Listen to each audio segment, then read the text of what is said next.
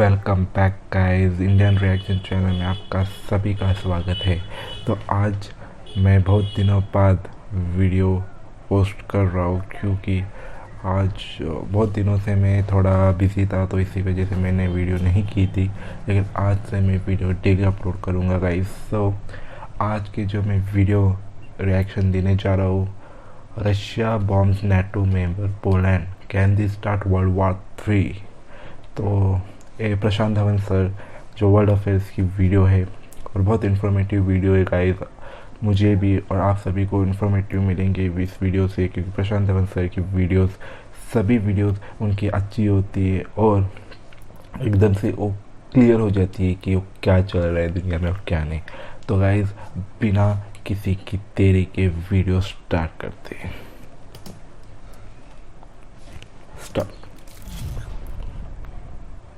नमस्कार and welcome you world affairs. मैं प्रशांत Dhawan. Now recently आप सब लोगों ने मीडिया में बहुत से आर्टिकल्स देखे होंगे जहां पर लिखा है कि पोलैंड पर बॉम्बिंग करी गई है, मिसाइल बरसाए हैं रशिया ने। यहां पर आप देख पाओगे पोलैंड की मिलिट्री इस वक्त हाई अलर्ट पे है। रशियन मेड मिसाइल ने 2 लोगों की जान ले ली है पोलैंड के शहर में। नाउ यहाँ पर मैं ऐड कर दूं कि पोलैंड ने यह क्लेम किया है कि रशिया का मिसाइल आया, यूक्रेन को हिट करने की कोशिश कर रहा था, इनकी धरती पे गिर गया और 2 लोग मारे गए। और इनकी सरकार ने भी कहा है, यहाँ पे आप देख पाओगे ये ऑफिशियल स्टेटमेंट है रिपब्लिक ऑफ पोलैंड की, कि a Russian made missile dropped from the village resulted in the deaths of 2 citizens of the republic of Poland. मगर यहाँ पर मैं ऐड कर दूं, रशिया ने अपनी तरफ से रिस्पॉन्सिबिलिटी लेने से मना कर दिया है। रशिया ने कहा है कि हमारे मिसाइल पोलैंड पर नहीं गिरे, हमने पोलैंड की बॉम्बिंग नहीं करी। अब यहाँ पे आपको समझना होगा, रशिया ये इसलिए कह रहा है क्योंकि पोलैंड एक नेटो मेंबर है। और जैसे ही ये न्यूज़ सामने आई है कि पोलैंड की बॉम्बिंग हुई है, पोलैंड में मिसाइल गिरे हैं, अचानक से सारे नेटो कंट्रीज अलर्ट हो चुके हैं। जो बाइडन समेत वेरियस और वर्ल्ड लीडर्स जो आज के समय बाय द वे इंडोनेशिया में है, यहाँ पे आप देख पाओगे ये इंडोनेशिया है।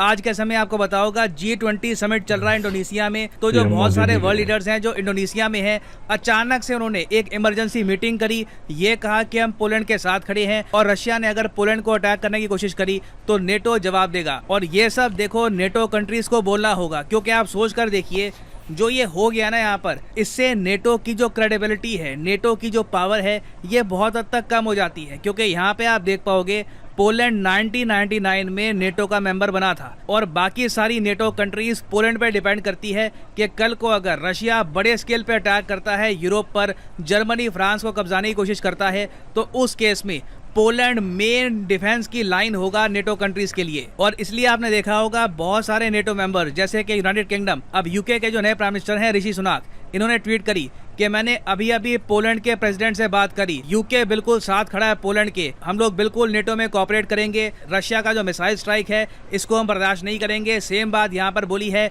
इमैनुअल मैक्रोन ने कि पोलैंड के साथ खड़ा है फ्रांस। और इवन जो बाइडन ने भी यहाँ पर बात बोली है कि मैं बिल्कुल इस वक्त बात कर रहा हूँ पोलैंड की सरकार से, पोलैंड से हम कॉन्टैक्ट में हैं, अगर रशिया का अग्रेशन बढ़ता है तो नेटो हरकत में आ जाएगा। मगर यहाँ पे आप समझ सकते हैं कोई भी नहीं चाहता कि जो आज के समय हो रहा है ना, ये और ज़्यादा ख़राब सिचुएशन की तरफ बढ़ जाए। क्योंकि नेटो का आप अगर चार्टर देखोगे तो उसमें साफ साफ ये बात लिखी है कि अगर एक भी नेटो देश पे अटैक होता है तो माना जाएगा कि सब नेटो कंट्रीज़ पे अटैक हुआ है और सारे नेटो कंट्रीज़ फिर मिलकर अटैक करेंगे। और इसको कहा जाता है आर्टिकल 5 नेटो का।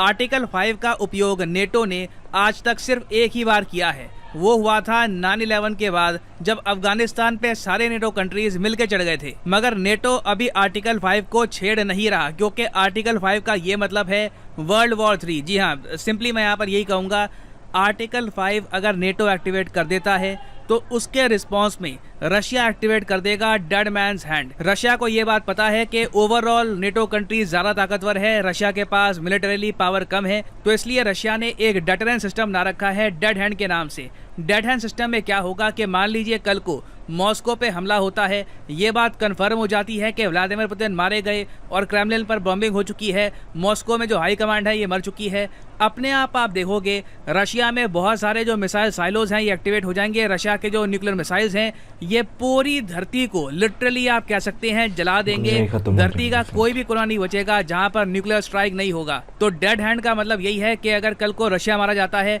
तो रशिया इंश्योर करेगा कि सारी दुनिया भी कंप्लीटली एनाइलेट हो जाए। तो इसलिए आर्टिकल 5 को इस वक्त सब लोग इग्नोर कर रहे हैं और कोशिश की जा रही है कि इस इंसिडेंट को ज़्यादा आप कह लीजिए अटेंशन ना मिले। इस वक्त नेटो फोकस कर रहा है आर्टिकल 4 पे, जो मैं हंस रहा था क्योंकि आर्टिकल 4 में सिर्फ ये बात लिखी है कि नेटो की कंट्रीज़ आपस में कंसल्ट करेंगी अगर इनको लगता है कि किसी भी नेटो कंट्री पर अटैक हो सकता है। मगर इस केस में तो अटैक हो गया।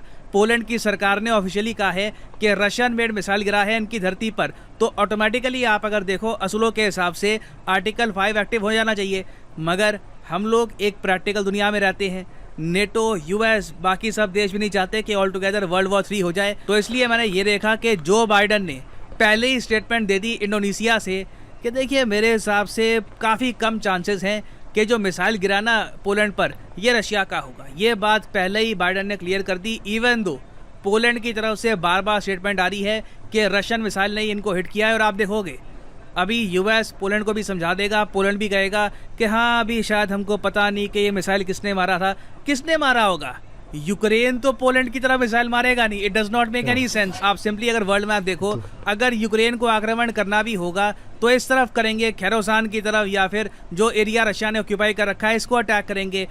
यूक्रेन का कौन सा मिसाइल जाएगा पोलैंड की तरफ? It is impossible. ना यहाँ पर कोई युद्धाभ्यास हो रहा है, ना कोई आसपास यहाँ पर देश है जो बहुत सारे मिसाइल रखता है इस कैपेसिटी के। तो क्लियरली ये एक रशियन मिसाइल ही था। रशिया से गलती हो गई होगी। ये लोग एक्चुअली अटैक कर रहे थे यूक्रेन के शहर लेविव को। गलती से पोलैंड की जो बॉर्डर का एक शहर है यहाँ पर उन्होंने कर दी बॉम्बिंग। और अब आप देखोगे रशियन साइड, नेटो साइड दोनों इस मामले को इग्नोर करेंगे, कोशिश करेंगे कि पब्लिक आई में ये मामला ना आए, क्योंकि ना नेटो ना रशिया कोई भी बड़ी वॉर यहाँ पर नहीं चाहता। और पर्सनली आप अगर मुझसे पूछेंगे तो ये अच्छी बात है। इसका मतलब ये है कि कहीं ना कहीं लॉजिकल थिंकिंग एग्जिस्ट करती है।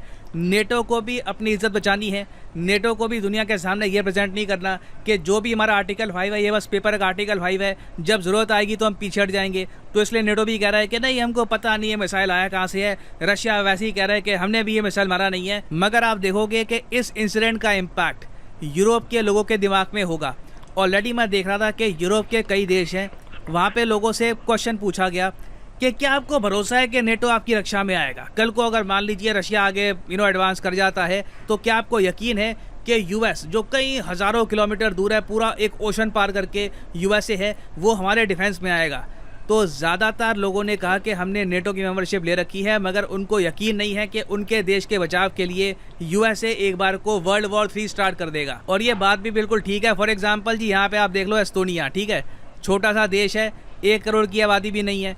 कल को रशिया एस्तोनिया पे अटैक करके यहाँ पे एक बहुत ही बड़ा हिस्सा कब्जा लेता है, नेटो कंट्री है। क्या यूएसए एस्तोनिया के लिए ऑल टुगेदर वर्ल्ड वॉर 3 चाहेगा जहां पर हजारों, लाखों, इवन करोड़ों लोग मारे जाएंगे? ऑब्वियसली नहीं। तो नेटो की जो यूनिटी है ना, ये काफ़ी हद तक एक्सपोज हो चुकी है।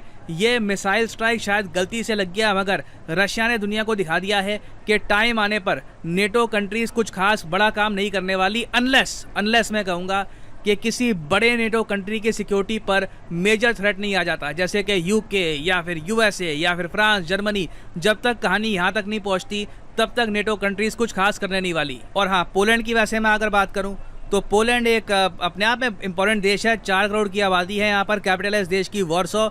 और पोलैंड के पीएम ने रिसेंटली कहा है कि अगर रशिया ने अटैक किया पोलैंड को तो हर एक पोलिश नागरिक खुद हथियार उठाकर अपनी मातृभूमि की रक्षा करेगा। ये पोलैंड के पीएम ऑलरेडी कह चुके हैं इन द पास्ट। और अब जो ये मिसाइल स्ट्राइक हुआ है ना, आप देखोगे पोलैंड में सडनली एक अवेयरनेस जाग जाएगी कि डिफेंस बजट बढ़ाना होगा, मिलिट्री स्ट्रॉन्ग करनी होगी। टाइम आने पर नेटो वगैरह कोई हेल्प करने नहीं आएगा। आप अगर देखो तो पोलैंड की हिस्ट्री रही है, लगातार पोलैंड को इन्वेड किया गया है। एक टाइम पर नाजी जर्मनी ने अटैक कर दिया था पोलैंड को और इन्वेड कर दिया था। उससे पहले भी आप अगर देखो तो पोलैंड पे ऑलमोस्ट लगातार अटैक होता ही रहा है। तो आज के समय पोलैंड एक इंडिपेंडेंट कंट्री है और ये लोग बहुत ही सेंसिटिव हैं अपनी इंडिपेंडेंस को लेकर। और इस मिसाइल स्ट्राइक का आप देखोगे बहुत ही बड़ा इम्पैक्ट होने वाला है पोलैंड की मेंटालिटी पर और इनके डिफेंस बजट पर। और हाँ, फाइनली यहाँ पर मैं ये भी ऐड कर दूँ कि आप किसी भी एग्ज़ाम की तैयारी कर रहे हो, चाहे SSC, UPSC, bank, Unacademy. So guys, video हो गई ख़त्म और प्रशांत धवन सर ने सभी टॉपिक एकदम क्लियरली बताया कि कैसे पोलैंड पे अटैक हुआ है, रशिया की तरफ से हुआ है। अभी तो यूएसए उसको नहीं बोल रहा है कि यूएसए बोल रहा है कि अनलाइकली हो सकता है, लेकिन एक ऑब्वियस ही बात है कि यूक्रेन क्यों पोलैंड पे अटैक करेगा, क्योंकि पोलैंड तो यूक्रेन के साथ है, तो यूक्रेन पे और उल्टा अटैक कैसे कर सकते हो। तो बात करेक्ट है। तो वही है ना बात, हिपोक्रेसी है यूएसए की कि यूएसए हमेशा अपने मतलब यूके, यूएसए और यूरोप जैसे देश, वही देश अपने ऊपर आएंगे ना, तभी वो उनको ह्यूमन राइट्स दिखेंगे। एशिया में जो हो रहा है, मिड अफ्रीका में जो हो रहा है, वो कुछ नहीं, उनको अफगानिस्तान में जो होता है उनको सिर्फ अपना पड़ा है। तो इसीलिए मैं बोलता हूँ कि ये जो अभी हुआ है, आई थिंक ये रशिया का ही मिसाइल्स होंगे और वो गलती से मिसफायर हो गए होंगे। लेकिन एक अच्छी बात इसमें पॉजिटिव है कि सभी लीडर्स, वर्ल्ड लीडर्स इसको अभी वर्ल्ड वार 3 की तरफ लेके जाने का नहीं सोच रहे। ये बहुत अच्छी बात है, क्योंकि अगर वर्ल्ड वार 3 होता है तो गए सबको पता है दुनिया का क्या होगा, कितने हमारा मतलब हमारा अर्थ जो पहले ही इतनी ख़राब कंडीशन में, उसका और आप बोल सकते हैं कि पूरी दुनिया ही ख़त्म हो सकती है। आधी से ज़्यादा दुनिया तो ख़त्म हो जाएगी, उसमें भी बहुत प्रॉब्लम्स है। लेकिन जैसे कि अब वर्ल्ड लीडर्स डिसाइड कर रहे हैं कि ये बाई चांस रशिया की तरफ से नहीं होगा, क्योंकि यूएसए को अपनी इज्जत बचानी है, नाटो को बचानी है, कि वो बोल नहीं सकते क्योंकि रशिया ने किया तो उनको अटैक करना पड़ेगा, आर्टिकल 5 के इस्तेमाल करने होगा। तो उससे तो वर्ल्ड वार 3 हो जाएगा। तो वो क्या करेंगे, घुमा फिरा के कुछ बोलेंगे कि मिसफायर हुआ है, नहीं तो यूक्रेन का है, कुछ ऐसा ही होगा। लेकिन वर्ल्ड वार 3 तो नहीं होगा। बेसिकली ये वार अभी रुक जाना चाहिए। और इंडिया ने तो बोला है कि वी स्टैंड विद पीस, तो अभी पीस का ही देखना चाहिए रशिया को और यूक्रेन को भी, और वार ख़त्म कर देना चाहिए गाइस, क्योंकि वो वार से सिर्फ और सिर्फ नुकसान हो रहा है, किसी का फ़ायदा नहीं है। वर्ल्ड में हर एक इंसान का उसमें नुकसान है, और यूक्रेनियंस की जान जा रही है, रशियंस की भी जाती है, तो इसमें इंसानों की जान जा रही है। बहुत गलत बात है। और ये वार 9 मंथ, अभी 1 साल होने आए रहेगा गाइस, अभी तक वार शुरू ही है। तो इतनी बड़ी लंबी वार मैंने आज तक मेरे लाइफ में मैंने हमारे ईयर में तो नहीं देखी है। वहाँ भी वार हम देख रहे कि रशिया यूक्रेन का फरवरी से हुआ है। तो गाइस, प्रशांत धवन सर की वीडियो तो बहुत अच्छी थी। और आपको क्या लगता है इस ट्रेजेडी के बारे में कि वो क्या ऐसा हुआ होगा, और जो भी इसमें विक्टिम्स मरे होंगे तो उनके लिए प्रेयर्स है। लेकिन वीडियो बहुत अच्छी थी प्रशांत धवन सर की, और बहुत इन्फॉर्मेटिव थी। हर बार उनकी वीडियो देखने के बाद इन्फॉर्मेशन और हमें सब मालूम हो जाता है। और टीवी सीरियल जैसा नहीं होता कि न्यूज़ जैसा कि सब घुमा फिरा के बात करें, वो पॉइंट पे बात करते। तो that's a nice thing. And तो यस, हो गया है। अभी नेक्स्ट वीडियो में आपसे बात होंगी और मिलेंगे नेक्स्ट वीडियो में। तब तक के लिए